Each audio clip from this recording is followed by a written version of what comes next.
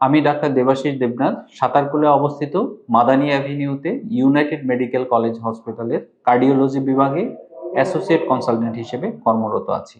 চিকিৎসক জীবনের শুরুতেই আমার হৃদরোগ সম্পর্কে জানা বোঝার ব্যাপারে বিশেষ আগ্রহ থাকায় আমি আমার পোস্ট গ্র্যাজুয়েশন হৃদরোগ বিভাগে সম্পন্ন করি।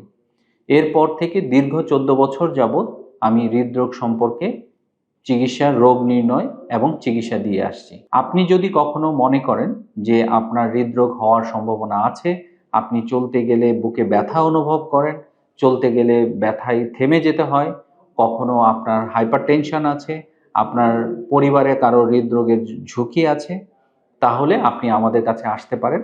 আমরা এখানে ইনিশিয়ালি নন ইনভেসিভ টেকনোলজি বা টুলস যেগুলো আছে, এর মধ্যে ECG, echocardiogram, Holter monitoring, stress test এর মাধ্যমে রোগ নির্ণয় করে থাকি।